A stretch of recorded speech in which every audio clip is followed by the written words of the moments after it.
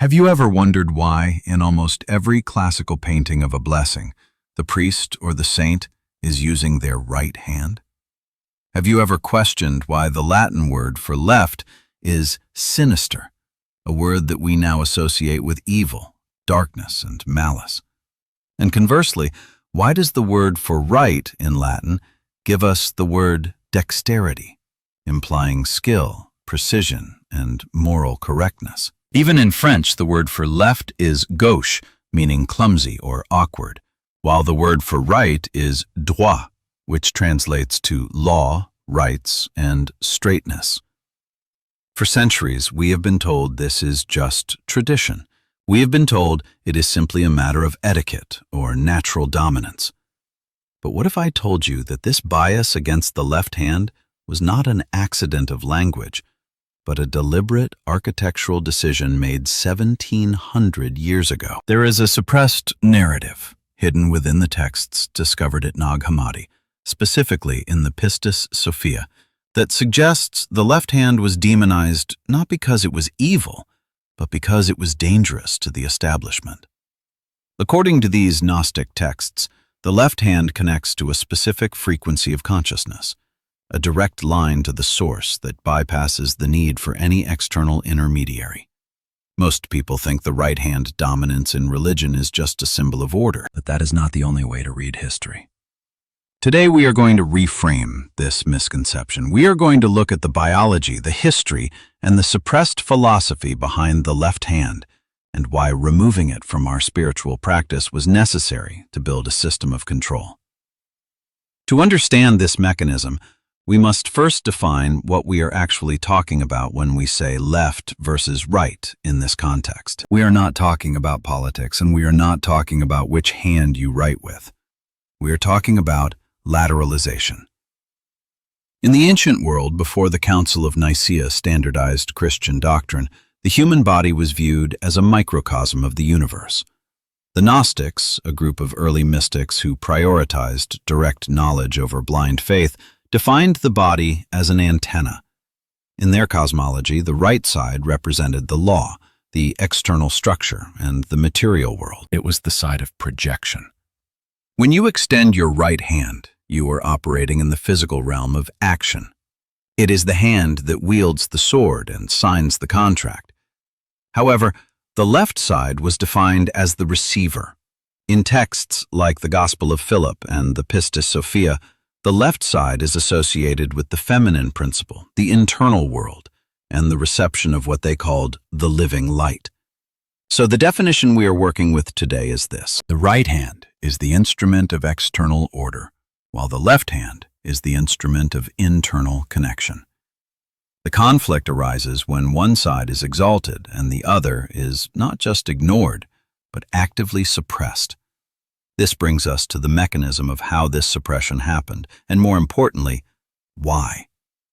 The mechanism of this suppression operates on three distinct levels: the historical, the biological, and the metaphysical. To fully grasp why the left hand became sinister, we have to examine each of these layers in detail. The first gear in this mechanism turned in the 4th century. This was a time of chaos for the Roman Empire. Emperor Constantine needed a way to unify a fracturing population.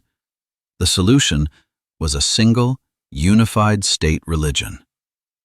But to create a unified religion, you need a unified doctrine. You cannot have independent mystics running around claiming they have a direct line to God that bypasses the emperor and the bishops. This presented a significant political problem. If spirituality is internal and personal, as the Gnostics claimed, then the state cannot control it. In 325 AD, at the Council of Nicaea, a massive editing process began. Dozens of Gospels and texts were circulating at the time. Some, like the Gospel of Thomas or the Gospel of Mary, emphasized internal knowledge. They emphasized that the kingdom is inside you. These texts often referenced the left hand or the feminine aspect of the divine in a way that empowered the individual. The mechanism here was simple selection bias. Texts that promoted individual empowerment were labeled heretical and burned. texts that promoted hierarchy and external submission were canonized. The Pistis Sophia, which contains specific references to Jesus teaching his inner circle about the energy of the left side, was excluded. Why? Because if you have a population that believes they can access the divine directly through their own physiology, you cannot build a centralized church structure. You cannot collect tithes from people who are their own temples. The demonization of the left hand was a brilliant stroke of political engineering. By associating the receiving hand with evil, the system ensured that people would stop looking inward and start looking upward. It effectively outsourced salvation to an institution. The second part of the mechanism is biological, and this is where modern science begins to align with ancient mysticism. We now know from neuroscience that the body is cross-wired. The right hand is controlled by the left hemisphere of the brain. The left hemisphere is responsible for logic, linear time, language, and analysis. It is the categorizer. It sees the world in parts. It sees separation. It says, I am here and the chair is there. It is the part of the brain that creates the ego structure, the sense of, I am separate from you. Conversely, the left hand is controlled by the right hemisphere of the brain. The right hemisphere deals with intuition, creativity, and holistic processing. It does not see separation. It sees connection. It understands context, emotion, and the big picture without needing words. It is the seat of what psychologists call oceanic consciousness, or the feeling of being one with everything. When the religious institutions enforced right-hand dominance in prayer, forcing children to clasp their hands or cross themselves with the right, they were not just enforcing a custom. They were effectively activating the left hemisphere of the brain. They were engaging the logical, linear, separation-based mind during spiritual practice. This is a subtle but powerful form of conditioning. Think about the mechanics of this. If you were trying to connect to a divine source that is beyond time and space, but you are physically stimulating the part of your brain that is obsessed with time and space, you create a disconnect. You create a feeling of distance. You feel like you are down here talking to something up there. This physiological mechanism reinforces the theological idea of separation. By suppressing the left hand, they suppressed the right brain's ability to process the experience of unity. Furthermore, we must consider the corpus callosum, the bridge of nerve fibers connecting the two hemispheres. In a balanced state, information flows freely. But in a society that hyper-prioritizes logic, language, and linear productivity, all left brain traits, the right brain becomes atrophied. We are trained to ignore the subtle signals of intuition. The enforcement of right-sided gestures in religious rituals served to cement this imbalance. It was a way of locking the consciousness into the material analytical mode, even during moments of worship. It ensured that the experience of God remained an intellectual concept, processed by the left brain, rather than a visceral reality, experienced by the right brain. The third level of the mechanism is where the Gnostic philosophy becomes very specific. The Gnostics described the universe not as a single creation, but as a layered reality. They believed that the material world was crafted by a lesser consciousness they called the demiurge. This entity, according to their texts, wants to keep the divine spark trapped in matter. The Gnostics described archons, a term that literally means rulers or authorities. In a modern psychological context, we can view archons as parasitic thought forms or systems of control that feed on low-frequency emotions like fear, guilt, and separation. This is the crucial part of the mechanism. These systems of control require a specific frequency to operate. They require you to feel small. They require you to feel dependent. When a person prays with desperation, begging an external force for help, they are generating a frequency of lack.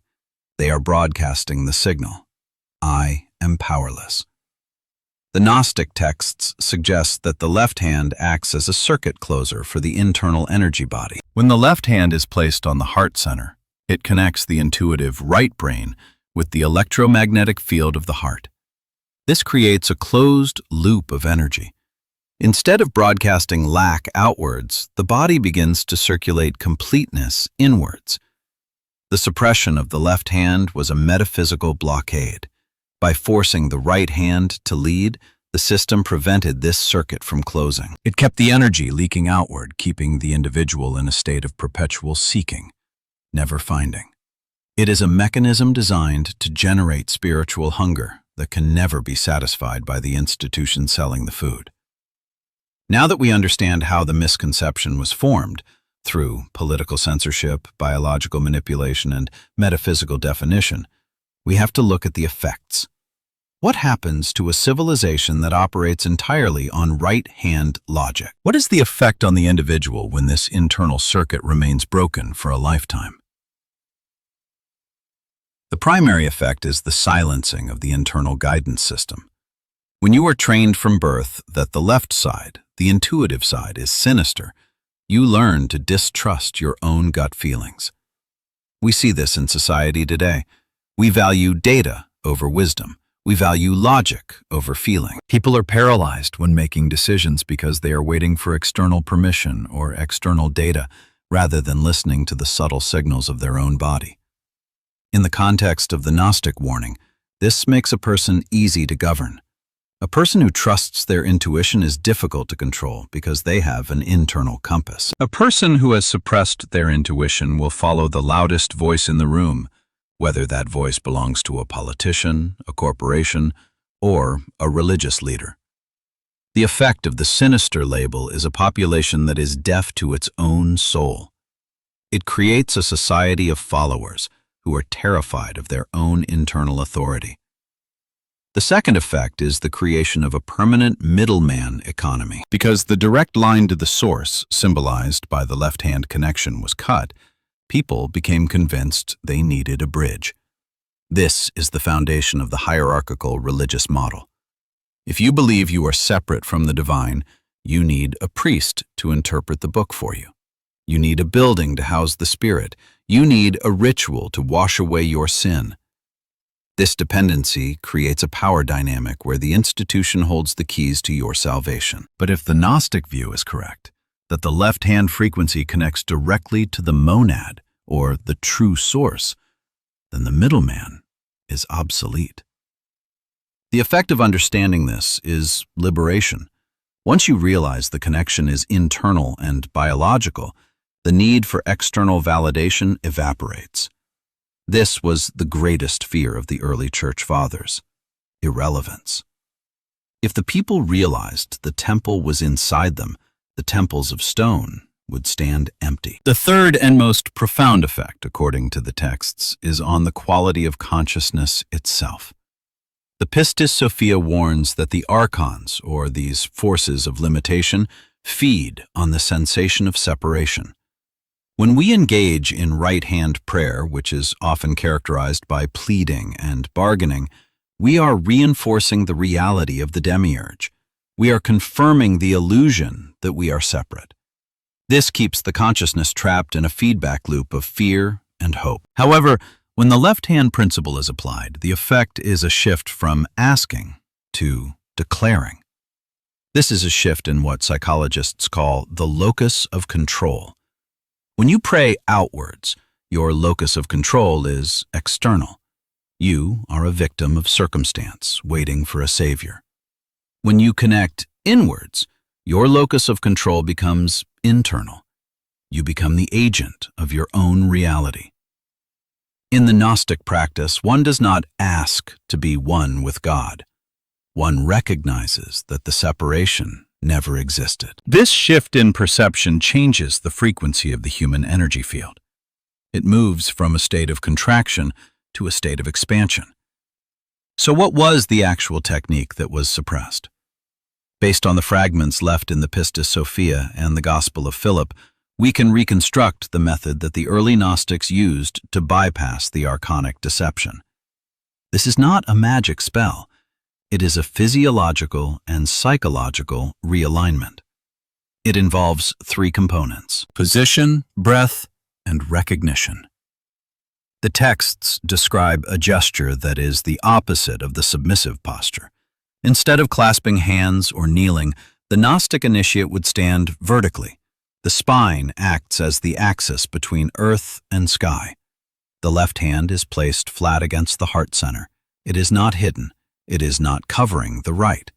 It takes precedence. The palm rests directly on the sternum, fingers open. Physiologically, this connects the touch sensors of the left hand, the right brain, with the electromagnetic center of the body, the heart. It signals to the nervous system that I am here. It is a grounding gesture. It creates a sensation of self-containment. You are not reaching out, you are checking in. The second component described is the breath. The breath of the world is shallow and anxious. This is the breath of the material struggle. The breath of the light is described as deep, rhythmic, and intentional. The practice involves slowing the respiration down significantly. As you inhale, you visualize the energy rising not from outside of you, but from within the central column of your body. As you exhale, you feel the warmth of the left hand expanding into the chest. This regulates the nervous system, moving the body out of fight or flight, which is the state of fear the archons rely on, and into rest and digest, or the parasympathetic state where higher consciousness can be accessed.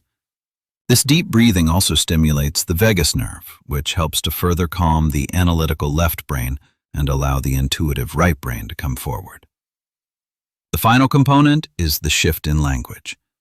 The Gnostics did not use the language of a servant speaking to a master. They used the language of a fractal speaking to the whole.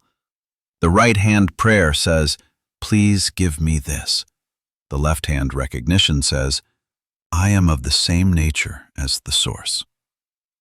There is a phrase often alluded to in these texts which translates roughly to, "I am one with the living light." When this is spoken while the left hand is active on the heart, it is not a request. It is a calibration. It is a reminder to the brain to stop looking for God in the sky and start recognizing the spark that is already present in the biology. It transforms the act of prayer from a transaction into a remembrance. If this information is so liberating, why do people cling to the old way? Why does the idea of the sinister left hand still hold power in our subconscious? It comes down to comfort and conditioning. The demiurge system, the system of rules and external gods, provides a very comfortable illusion. It tells you that if you follow the rules, you will be safe. It tells you that someone else is responsible for your soul. Taking the left-hand path, the path of direct gnosis, means taking total responsibility.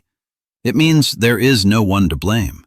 There is no devil to fear, and there is no distant God to bargain with.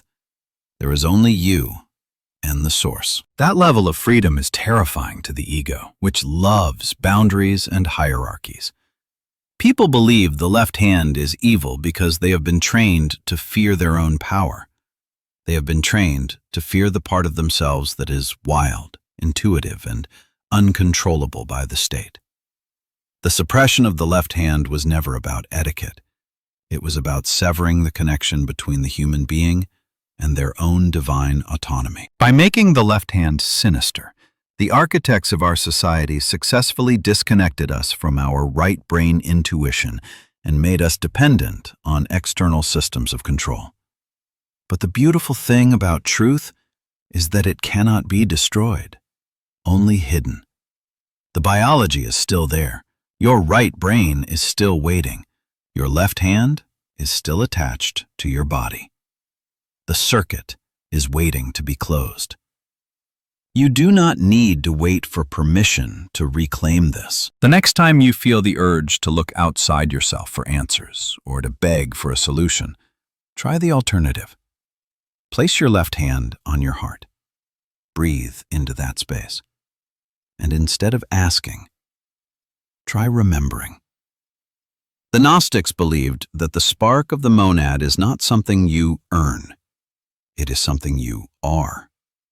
And perhaps the most rebellious act you can perform in a world designed to keep you asleep is to simply place your hand on your heart and wake up. If this analysis of the Gnostic texts resonated with you, and you want to explore more about the lost technologies of consciousness, make sure you are subscribed. The history you were taught is only half the story. The other half is in your hands.